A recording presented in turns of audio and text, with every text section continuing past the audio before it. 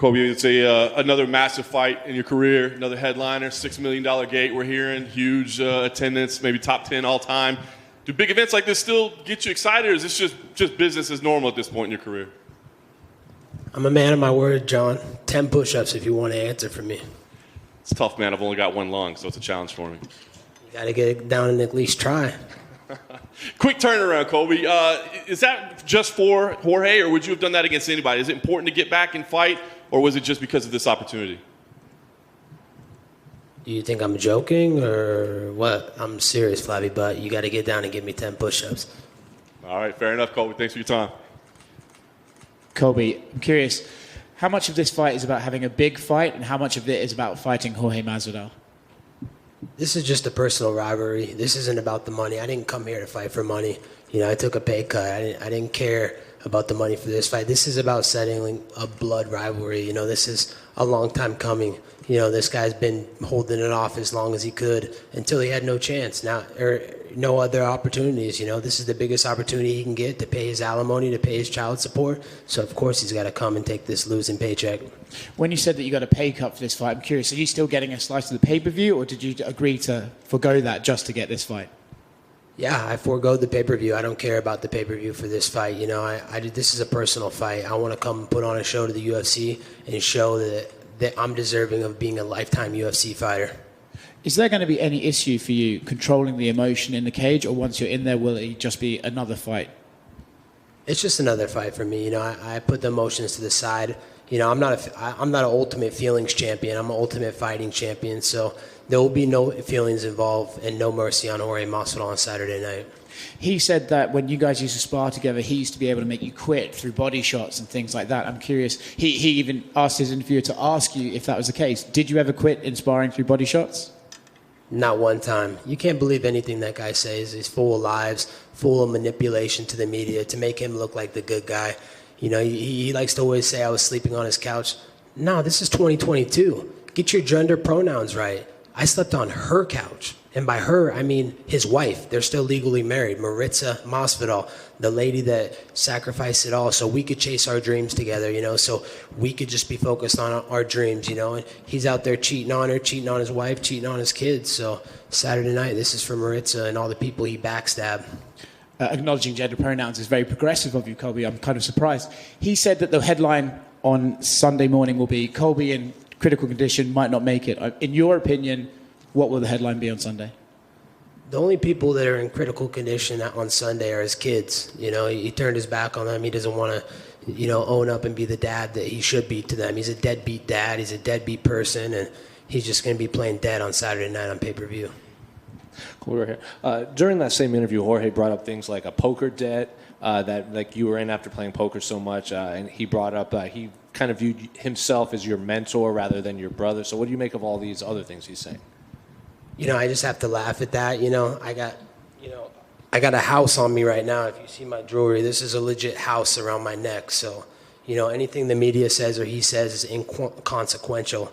You know, there's no truth to it, and it's just more lies. You know, you can't believe anything that guy says. He says he was going to the White House to you guys. How many times did he go to the White House? You know, what did he do for Donald Trump? Donald Trump doesn't give a shit about him. You know, he just used him to get the Latin vote. So, you know, no one cares about George and all his lies and manipulation. He's a thief. Look at him. He went to jail twice for grand theft. The guy's a thief. He's a backstabber. The guy's the biggest piece of shit on planet Earth. Dan Lambert also gave an interview this morning saying that he kind of gave you like an ingredient to kind of become this outspoken individual, and he kind of regrets how he went about that because of how it played out with you two.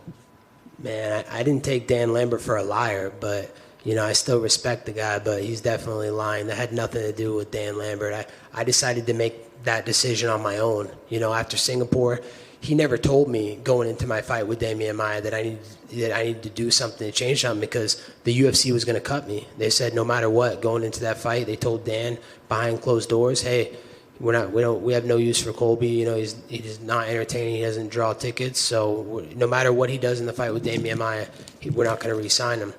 Dan never told me that. He didn't tell me till after the fight. But I went out there and took my destiny in my own hands, and I created something bigger than life.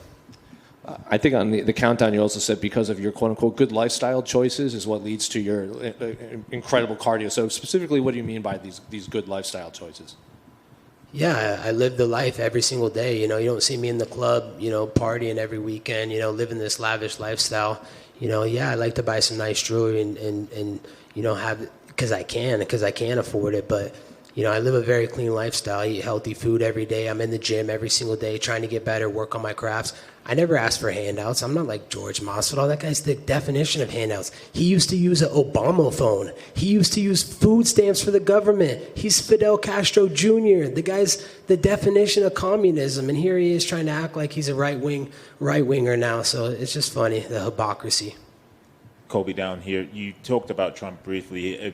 Have you been in contact with the Trump family or any members of them coming out for this fight?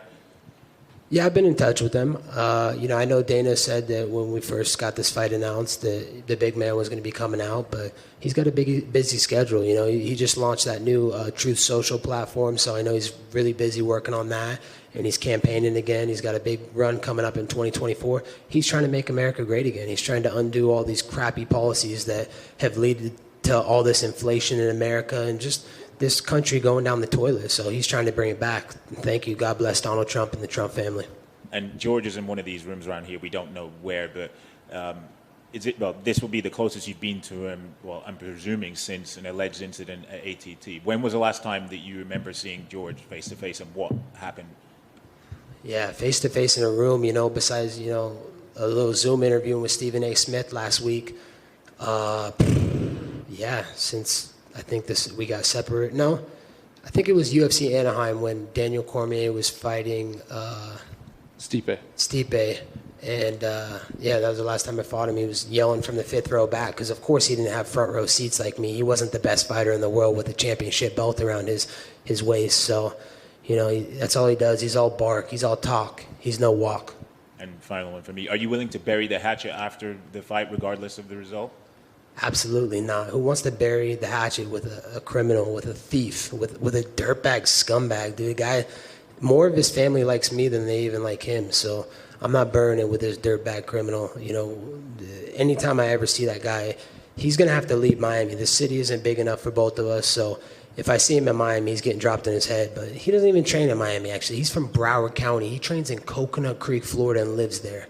I'm from Miami. I live in Hialeah. I train in Hialeah. I'm in the heart of Miami, so I'm the king of Miami. I'm going to prove it on Saturday night. Thank you. Colby right here.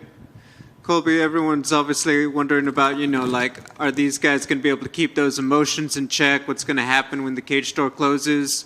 Can you explain as best as you can, when you guys are in there, the ref says go. What do you think is going to be going through your mind when you finally face-to-face could throw hands with Jorge? A lot of violent intentions. I'm going to inflict a lot of pain on this guy. He's talked recklessly, and just a lot of lies and trying to make me look like the bad guy and trying to put himself in a positive light. So I'm just going to inflict pain on him. I'm not going to think about, all the emotions and all the energy and, our past. I'm just going to think about the present and the moment and putting that guy in his death chair. When people talk about rivalries, some of the best ones are the ones that force their opponent to overcome their insecurities. Are there any that Jorge brings out in you that you've had to overcome? No, not at all, because nothing he says is true. It's all lies. So, I'm just being myself. I don't care what you guys think of me. If you think I'm the bad guy, if you think I'm the good guy, Saturday night you can be the judge of what kind of guy I am. In terms of the welterweight division, it's looking like Kamaru Usman's probably going to take on Leon Edwards. Obviously a big win here. You still get to stay in that conversation to get back up there. Who do you think wins in that coming fight? I have no idea. I could care less who wins. I'm just worried about my business on Saturday night and handling another personal beef, with Dustin Poirier next. That fight needs to happen. He's talked too reckless in the media. Now he said it's on site, and the last time he was talking to you clickbait merchants, he was saying, I'm not going to fight Colby in the octagon where there's finances on the line. I'm going to fight him in the streets, and we're both going to go to jail. So it's funny because, it's very ironic because he talks about being a family guy, a good guy, but he wants to fight me in the streets and potentially go away from his family. So Dustin Poirier has all these stipulations to fight me. I just have one stipulation. My one stipulation is he lets the world watch and enjoy themselves. You know, Dustin, like you do with Conor when he's in bed with your wife, Jolie, you little cuck. Colby, do you care about big fights as opposed to winning the title, or is it just what you can talk about with the UFC in terms of what they offer you? You know, it's just about being the biggest and best fights the UFC has to offer, you know. There's a reason they call me the people's champ. I want to put on the best fights for the people and the most exciting fights and just do good business for the UFC. I love being a UFC fighter. I have tremendous respect for this company and what they build. So I want to, you know, repay the favor by just putting on the biggest and best fights of what the fans want. Thank you. Colby at the back over here, bro. I was just wondering if you can talk to me a little bit about why Cesar Canero is a perfect fit for you now. Man, Cesar Carnero he's changed my life, man. That guy is just, he's incredible. He's changed my reflexes, my hand-eye coordination, just the way I fight, you know. So I'm very blessed, you know. I know that George tried to say that narrative, oh, you got kicked out of ATT, you must be so... What do you mean? I upgraded. I got a better gym, and George forgets to leave out the facts. He got kicked out as well. We both got kicked out. But you know what? There was only one guy that went begging back, oh, Dan, please take me back, please. And of course, Dan took him back, and Dan invited me back as well. I decided, no, I'm better off with Cesar Carnero. I'm better off with Daniel Valverde. Daniel Valverde, my jiu-jitsu coach, is a guy that Dan Lambert, listen, he has all these great black belts at American Top Team. You know, he has all these great, you know, grappling wizards. Daniel Valverde was a guy he was paying privates to and paying top dollar to have him come out there. So I'm happy. I have the best grappling coach in the world. I have the best striking coach in Cesar Carnero in the world. So I'm only getting better every single fight, and you see that every time I step in the octagon. So I'm thankful that this separation happened with my old gym, and now I have the best coaches in the world. What are some of the best differences for you between ATT and MMA Masters?